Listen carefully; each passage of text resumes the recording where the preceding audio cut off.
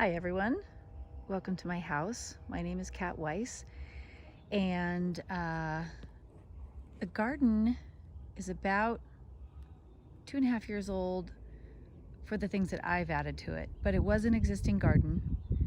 It started in 2003, and I did keep some things because they were working well and very drought tolerant.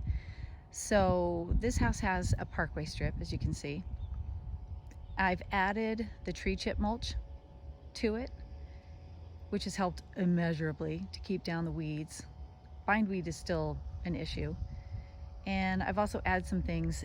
The HOA is actually in control of the parkway strip, but they said if I added some things and I wanted to take care of them, then I could. So I've added some island pink yarrow, and today is July 30th. So you can see that this is kind of a late summer occurrence where the Santa Barbara daisies have already passed, and you can see the seed heads on there. And I kind of prefer to keep the seeds to see who wants to eat anything. This is a hummingbird sage, Salvia spathacea, which is still lovely, even late in the summer. And we've got some freewheeling lavenders. There's a baby deer grass that I just put in, and the lavenders kind of tend to reseed themselves, happy accidents, and I just let it go. I've tried to put some emerald carpet manzanitas in here and added a couple more deer grass, so you can see it's quite a long piece of parkway strip. And then as we come around here, you'll notice the two chartreuse colored breath of heavens. Those were already here, and so what I'm doing is trying to add a bit of gray around them. What was here before was a field of star jasmine, so I came in and added this boulder wall, these gorgeous boulders. These are called ocean pearl, and I also recycled a bunch of rock from a fountain that we took out in the backyard, some bluestone pieces. I've got some zebra river boulders under there, which are also gorgeous.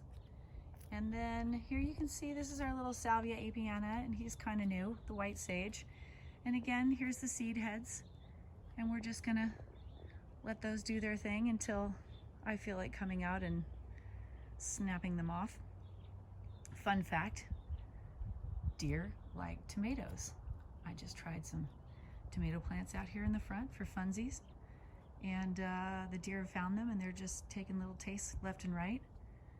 And we've got little monkey flower here, Mimulus rantiacus. And then I've got a whole bunch of little California fuchsias, which I adore because at this point in time, late summer, they're starting to look awesome.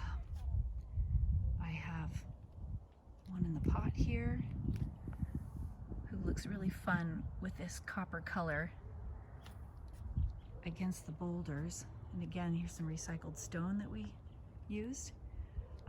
This is a bit of a rangy fellow. This is Grindelia stricta. This is the gum plant, native gum plant. They're all over Sycamore Grove Park, which is right across the street from me. So I thought I would bring it in to see what happens. And it's sort of 7 feet across with all of these wonderful yellow blossoms. And I'll probably cut it all the way down to the ground to get ready for next year. There's some Chinese fringe Loropetalum that were already here. Another of the California fuchsia, the Zauschneria or Epilobium, depending if you're talking to the nurseryman or the botanist. I also love doing pots, and I've got some native Dudleas. This guy is probably 5 years, 6 years old, and he just hangs out and continues to grow, sends off these awesome shoots of tripendicular colored flowers. This is a little El Tigre fuchsia in here with a little Echeveria stuffed in there too. And one fun thing to do with pots is to go to Building Resources in South San Francisco, get some recycled terracotta or recycled glass of different colors that you can add to the top of your pots as a top dressing. And we can go down this little garden path here. This whole mound was not here, so I built this up. I've got some of the native mow-free sod in the backyard. So this little happy accident was a bunch of sod strips that were just left over. So I just threw down a little irrigation line and plopped the sod down to see what would happen. And now I have this lovely little grassy edge. And here's some paprika yarrow in there. A little blue fescue. And here is our Salvia mellifera, the black sage, who looked super cool in springtime and now is just kind of hanging out, still looking cool. The Galvesia, this guy's a baby, so I'm hoping he's going to flower a little bit more for me next year. And there's a couple Woods Compact Manzanitas, Arctostaphylos Woods Compact. This is a Kekiella cordifolia, that you almost can't see in between all the mulch. And he had some really nice blossoms as well. Red, kind of an orangey red. And here is a friend's old birch tree that got chopped up, so I made some steps. And there's a John Dorley manzanita who I just think is awesome. He's kind of funky shaped, sprawly. It's a baby, but he has beautiful fall color and then beautiful new spring growth, kind of purpley. And he'll get little flowers in the winter like most of the manzanitas do. And here we have the California buckwheat, which is super cool. And I love the buckwheats. You can use 4, 5, 6 of them in one garden, and they all look like they're of the same family, but they have radically different sizes and textures. This guy could grow up to be about 7 feet around. A little creepy crawly ones, and you add it to this California buckwheat, and then you add it to St. Catherine's lace buckwheat, also not deer proof.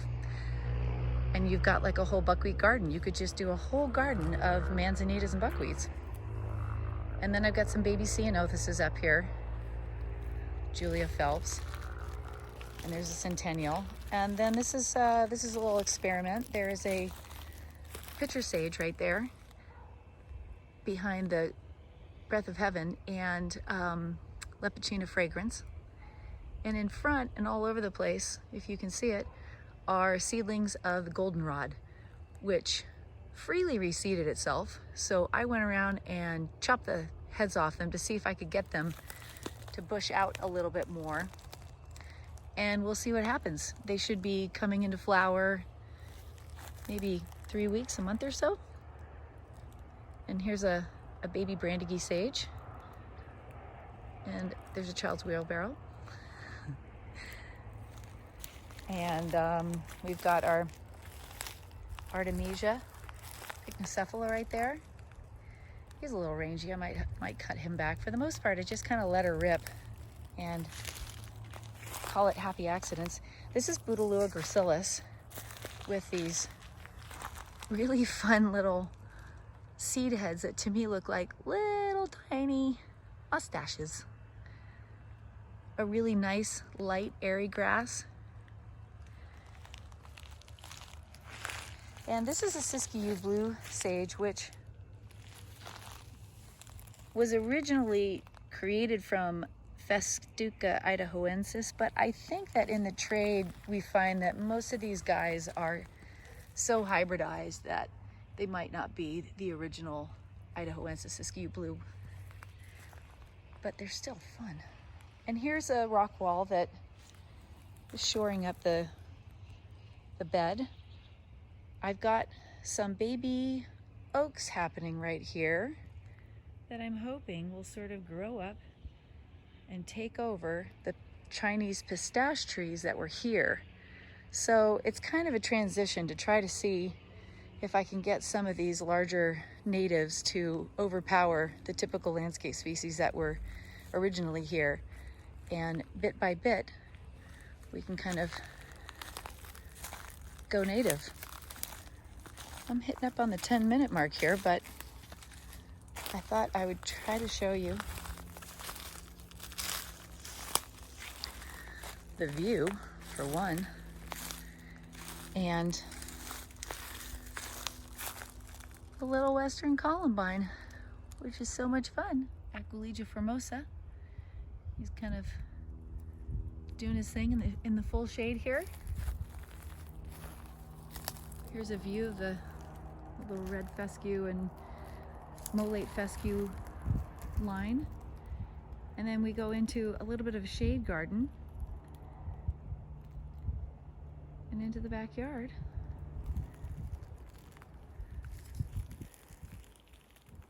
And this guy right here is the Arbutus marina, a hybrid originally created, we think, from the madrone and strawberry tree, but it's had some unclear origins when I've done my reading. Thanks for going on a little front yard tour with me. Bye.